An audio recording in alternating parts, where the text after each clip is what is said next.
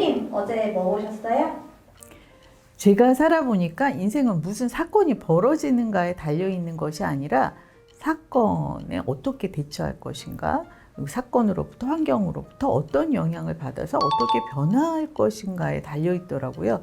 그래서 제가 방송이 주는 영향에 대해서 자꾸 얘기하게 됩니다. MBC 나 혼자 산다 398회에 샤이니 키씨가 출연했는데요. 2008년에 데뷔했으니까 벌써 13년 차입니다.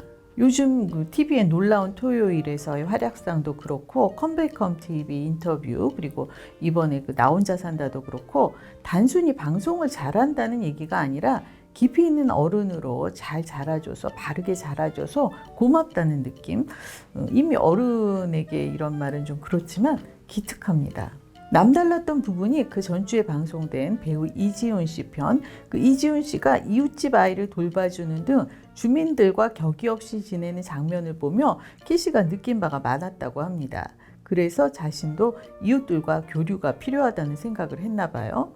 대파 가격이 폭등하면서 베란다 텃밭에 대파 심는 장면으로 키씨가 MBC 뉴스에 등장해서 화제가 됐는데요. 사실 대파 키우는 건 2019년 TVN 드라마 로맨스는 별책부록에 나와서 한동안 대파 길러 먹기가 유행이었죠. 키씨가 텃밭에서 수확한 대파로 김치를 담았고요. 역시 잘 자란 허브를 활용해 레몬딜 버터를 만들었는데요. 보니까 양이 상당히 많았어요. 양이 많은 이유가 이웃에게 나눠드리기 위해서였습니다. 이웃집 문고리에 쪽지와 함께 쇼핑백을 걸어 두었더니 답신과 함께 작은 선물이 돌아오기도 했어요. 이지훈 씨에게서 키씨가 영향을 받았는데 나 혼자 산다 안에서 이런 선한 영향력 릴레이가 계속 이어지면 좋겠습니다. 입대를 앞둔 태민 씨 집을 찾아가서 직접 요리를 해주기도 했어요. 이날 참치 타다키를 만들었습니다. 플레이팅도 꽤 근사했죠. 제가 잘 자랐다고 느꼈던 부분 중 하나가 그 출처를 밝히는 거예요. 제가 출처 밝히는 사람을 좋아하잖아요. 대파김치는 김수미 씨, 참치 다다키는 김소희 씨 레시피라고 합니다. 저는 무엇보다 키씨가 식물에 관심을 갖는 것이 반가웠어요. 키씨 에피소드에 앞서서 넷플릭스 오리지널 인간 수업 태기 역할의 남윤수 씨 에피소드가 있었는데요. 남윤수 씨가 반려나무로 한라봉나무를 샀어요. 그걸 보고 키씨가 노란색 열매 열리는 아이들은 다 일주일에 한 번 물을 주는 거라고 알려주더라고요. 비록 작은 규모지만 텃밭에 이런저런 작물을 심고 가꾸면서 식물에 관한 공부를 하고 있다는 얘기죠. 제가 식물 무식자입니다.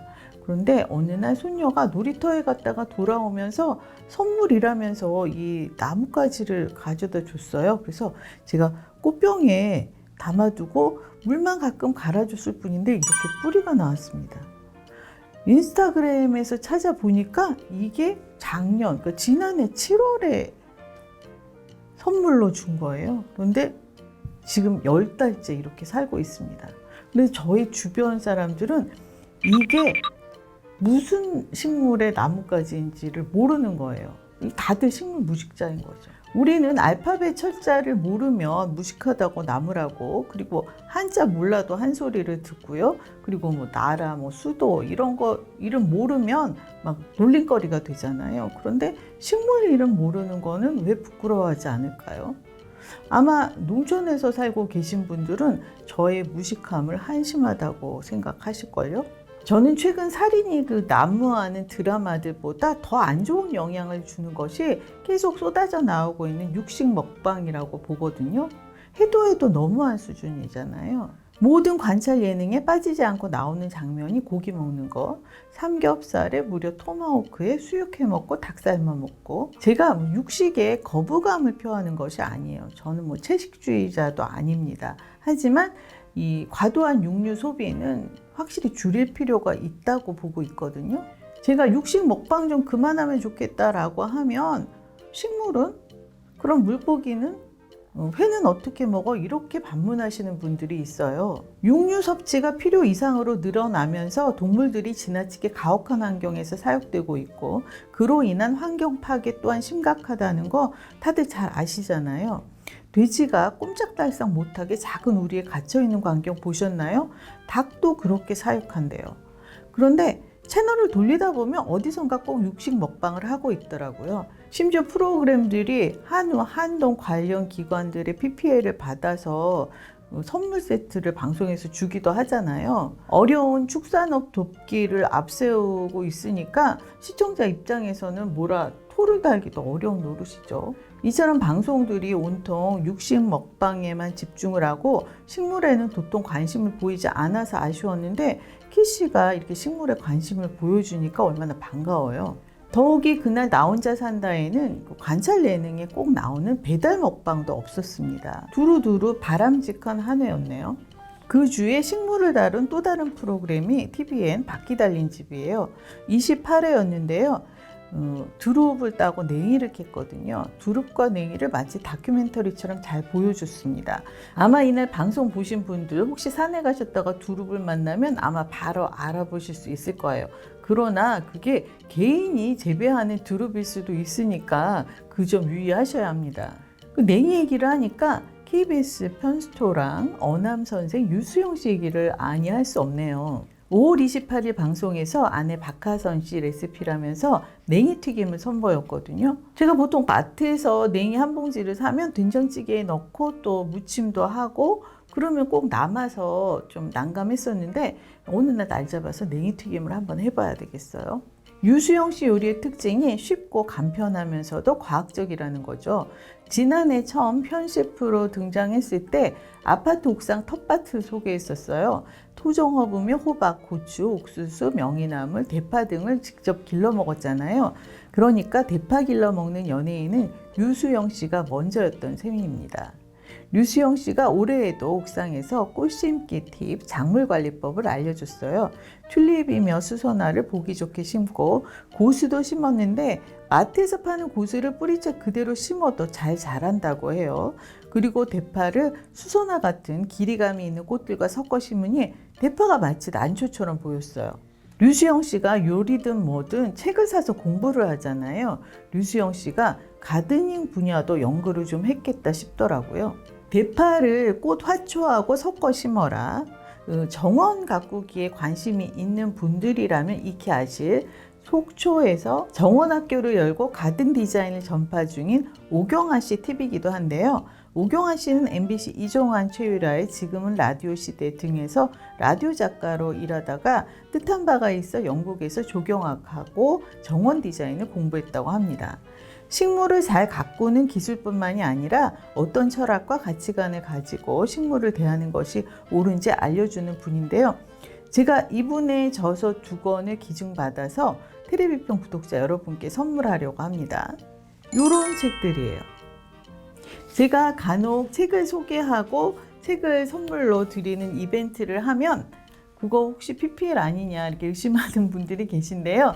어떤 분이 책을 사셨는데 또 책이 생기셔가지고 저에게 이 테레비평 구독자께 선물로 드리라고 주신 거예요. 그러니까 정석희의 내돈내산은 아니지만 그분의 내돈내산 PPL은 아닙니다. 오랜만에 댓글 이벤트예요. 댓글 남겨주세요. 책을 원하시면. 또 하나 소개해드리고 싶은 식물 관련 전시가 있어요. 서울 남산에 위치한 전시공간 피크닉에서 정원 만들기, 가드닝을 주제로 독특한 컨셉의 전시가 열리고 있습니다.